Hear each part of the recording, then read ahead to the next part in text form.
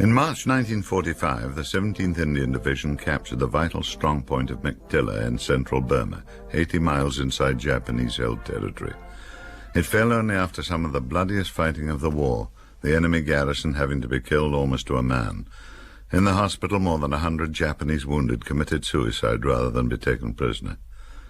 17th Division was now cut off in McTilla, surrounded and outnumbered, knowing that the Japanese would launch counter-attacks with every unit they could assemble. "He'll be at us like a rat up a drain pipe," said Sergeant Hutton, and 9th Section gave pessimistic growls as we dug our rifle pits just inside the perimeter wire. "Aye, we're right in it. I've about had it, me. Sod this for a game of sodgers. Bloody organisation. Ah, well, you'll all get killed. Ah, wrap up, Nixon. Christ, if Gripin would have won the war, you'd have had it hour after Dunkirk. We's going to brew up, then? Hey, Watty, you've got the brew tin. Aye, and I've carried it all bloody day. Brew up the cell. Miserable bugger. By Jock, eat the fire lit, there's a lad." "All right," I said. "You get the bloody sticks. Evil associations corrupt good manners, you see." "Eh? Idle Scotch git. You want us to strike the bloody matches and all?" An outsider wouldn't have realised it, but they were in good spirits. Cumbrians are the only people I know who can moan and laugh together, and I remember those brew-ups round the section fire as some of the friendliest gatherings of my life. Little the corporal, listening, not saying much. Nixon with his pipe under the drooping moustache, spitting into the fire. Steele, noisy and assertive, the lean young face eager in the firelight. Grandar sprawled contentedly, his mug in his enormous paw, red face beaming. The Duke making occasional public school remarks which invariably attracted mimicry. Stanley off in a reverie of his own. Forster's twisted grin as he needled and sneered. "I could piss better chowder, thou bruised Jock. Right now, where's got the fags?" And Parker the Cockney, humming his song of the China mercenaries, which became the section's signature tune. "Wrap up all my care and woe, here I go, swinging low, bye-bye, Shanghai." If the knowledge that they were surrounded and outnumbered by the most cruel and valiant foe on earth worried them, it didn't show, ever. Times have changed now, and it's common to hear front-line troops, subjected to the disgusting inquisition of war reporters, confess to being scared. Of course they're scared. Everybody's scared. But it was not customary to confess it in the 1940s, partly out of pride, but far more from the knowledge that nothing could be better calculated to sap confidence in oneself and in one's comrades. If I'd heard Corporal Little voice the kind of anxiety that television so loves to ferret out and harp on nowadays, I'd have wondered if he was the man for the job, and felt even more nervous myself. Talk about morale? 9 Section was morale. They and the barking Sergeant Hutton, and Long John, the courteous, soft-spoken company commander whose modest demeanour concealed a berserker, and the Gurkhas along the wire grinning and chirruping, and the fearsome Baluchi hillmen looking like the 40 thieves. You felt you were in good company. Jap wasn't going to stop this lot. The only remaining question was he going to stop me? Well, there was no sense worrying about it. But the biggest boost to morale was the burly man who came to talk to the assembled battalion. Large, heavily built, with a hard mouth and bulldog chin, his bush hat rakishly tilted, Gurkha style, and untidy trouser bottoms. He looked like a rather scruffy private with a general's tabs, which, of course, is what he was. Everyone knew that Bill Slim had enlisted in 1914, fought in the trenches and at Gallipoli, and risen on his merits. You knew when he stood with his thumb hooked in his carbine sling and talked about how we were going to annihilate Jap, that to him it meant not only arrows on a map, but clearing bunkers and going in under shell fire, that he had the head of a general with the heart of a private soldier. I think it was that sense of being close to us. Not for nothing was he Uncle Bill.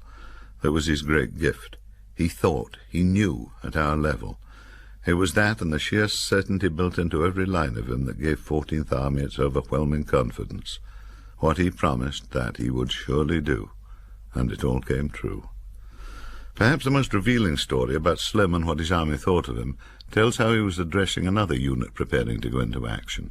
The magic must have worked again, for some enthusiast actually shouted, "We'll follow you, General." And Slim, with one of his rare smiles, called back, "Don't you believe it. You'll be a long way in front of me." Not many generals could have got away with that. The irony was that it wasn't true. Slim almost got himself killed in the fighting for McTilla. He's been called the best battlefield general since Wellington. Certainly no general ever did more with less. In every way he was one of the great captains. British soldiers don't love their commanders, much less worship them. 14th Army trusted Slim and thought of him as one of themselves, and perhaps his real secret was that the feeling was mutual. Surrounded as we were at McTilla, I assumed that we would sit tight and let Jap come at us, but wiser heads than mine knew that it was vital to break up his attacks before they could even be launched. Hence the expeditions to fall on his concentration points, in which our battalion took part from time to time.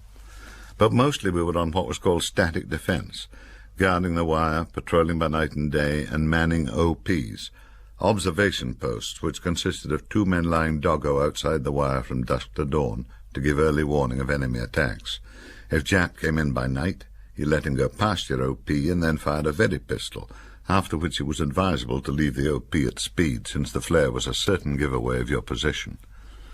I did my first OP with little Nixon, slipping out through the wire in the dark to a fold in the ground about 100 yards out. There we lay motionless in the silence, hour after hour, scanning the shadowy open ground, listening to the night wind rustling the fronds and the distant trees. You get used to the night sounds and the odd tricks your eyes can play in the half-dark, causing bushes to stir when they're perfectly still, or detecting movement from the corner of your eye, which isn't there when you look at it directly. Apart from straining your eyes into the blackness and listening, there's nothing to do but think. But you learn not to concentrate your thoughts, for that can take you halfway to sleep in the cold watch just before dawn. And in the darkness, a few yards away, a shadow was moving, small and stunted, but definitely human, coming slowly towards us. I slid my hand to touch Nick, and we lay holding our breaths as we watched the figure advance a slow step at a time. And other figures, equally small and ungainly, were emerging from the gloom in single file, like misshapen little ghosts. 8 of them, taking an eternity to pass our position, and as they faded into the dark behind us, I was reaching for the very pistol, and Nick was grinning, shaking his head. He put his lips to my ear. "Gurkhas! Ay, and they never even smelt us." Sure enough, a moment later, voices sounded far behind us. They were at the wire, making themselves known. "How the hell did you know they were Gurkhas, Nick? They look bloody like Japs to me." "They did to me at first. Well, there are short-assed buggers, but there's one way you can always tell Johnny Gurkha for a Johnny Jap in the dark. Always look at their ankles, Jock. Gurkhas wear short puttees, like us, so the trousers is baggy all the way down. Jap wears long puttees, nigh on up till his knee, so his legs look thin, as if he had stockings on." That's something you won't find in any training manual.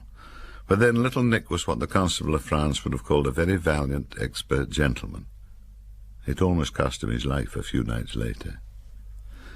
We'd been sent out Jap hunting, 2 companies of us with tanks. The other company hit a village and killed 70 Japs, but by dusk we were outnumbered and cut off from McTilla, and had to fade into the dark and lie sweating in the night cold, watching the Japs swarming round one of our burning tanks, like energetic khaki goblins. At dawn there wasn't a sign of them, and we dug in at a village nearby and spent the next night patrolling. There was word that Jap was making a big push, but my patrol saw no sign of it. And when we got back to our village, I was ready to sleep on my feet, flopping down beside my pit. I came awake to the crash of explosions, men starting up all around, the stutter of a Bren gun, the thump of grenades, flashes in the dark, yells of command. I rolled into my pit, scrambling for rifle and pouches, and Parker tumbled in beside me. There were blasphemous inquiries from pits on either side, and then the word, "Japs inside the wire." "Ah, sod it," said Parker. "Come on, jockey. With my permission, you'll get a commish." He was out of the pit, and I was following, when a burst of fire came from beyond the wire. There were figures running. Parker was firing. I emptied my magazine at them and scrabbled for my bandolier.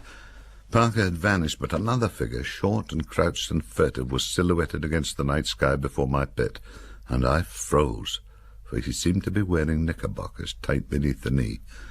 I remembered how Nick had identified the Gurkhas, realized that this was a Jap inside the wire, that my rifle was empty, and as he took a quick step and stumbled, I grabbed him, whipped my knife out and up in a frantic lunge, and the fallen figure exclaimed, "Bloody hell!" God bless the electric impulses of the brain.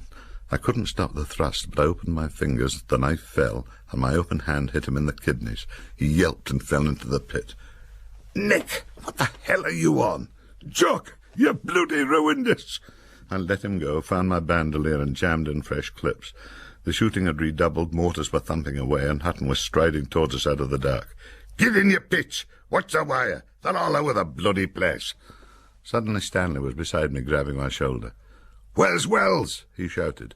I didn't know who Wells was, even. Stanley cursed and ran off into the dark. Down in the village it sounded like Dunkirk, but there was no sign of Japs beyond the wire now, and gradually the firing died away. What had happened was that a Jap column had attacked the wire, about a dozen had got inside, and a hand-to-hand battle had broken out. 50 Japs had bought it, and 3 of us. My knife was still lying in my pit at dawn, and I was considering the 8-inch blade and feeling slightly sick at the thought of what I'd nearly done with it, when Nick loafed over, rubbing his back ribs. His trousers were still tucked inside his socks, giving him that fashionable streamlined look up to the knee. "By, you're a stark bugger, you! Just about tilt us!" "How little you know," I thought. "Why do you wear your socks like that, Nick?" "What for not? Me legs was cold." "You want to watch it, Mara. One of these nights someone's liable to take you for a Jap." "Get away. Do I look like a bloody Jap, me?" "From the knees down, yes." "Get tired, man. You know, Jock, for an educated fella, you don't have to talk some crap." Well, there was no denying that, so I said no more. Another man in the section who kept quiet about that night's work for more creditable reasons was Stanley. He had been on an OP with Wells, and when Jap arrived they had made for the wire. Stanley got inside, only to find that Wells was missing. So he had slipped out again, when the fighting was at its height, into the Jap-infested dark, and found Wells dying from bayonet wounds. There was no way of helping him, but Stanley had stayed with him until dawn. He could have sought cover for himself, but he didn't. Later in the campaign, Stanley and I once literally fought side by side, but I never knew him well. The picture of the tall, fair, quiet youth is not as sharp in my mind as that of Grandars or Nick or the others.